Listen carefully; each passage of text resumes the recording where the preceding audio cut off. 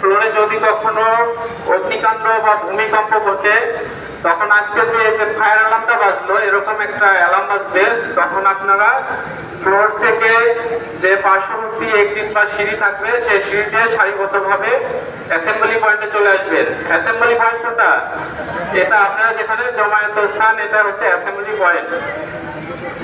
তো আপনারা ফ্লোর থেকে যখন বের হবেন, তখন প্রয়োজনীয় জিনিসপাতি নেওয়ার চেষ্টা করবেন না, যেমন জুতা, স্যান্ডেল, ব্যাগ, এগুলো নেওয়ার চেষ্টা করবেন না।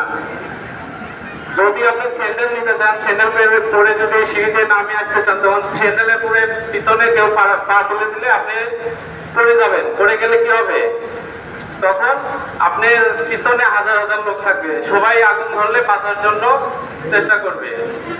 তো আপনার গায়ের মধ্যে দিয়ে সবাই চলে যাবে, তখন আপনি আহত হবেন কিংবা মারা যাবেন এরকম। তো আগুন ধরলে, একটা ফ্লোরে আগুন ধরলে 4-5 মিনিটে কখনো পুড়বে? 4-5 মিনিটের মধ্যে পুরো ফ্লোর ফাঁকা হয়ে যায়। যদি আপনারা শৃঙ্খলা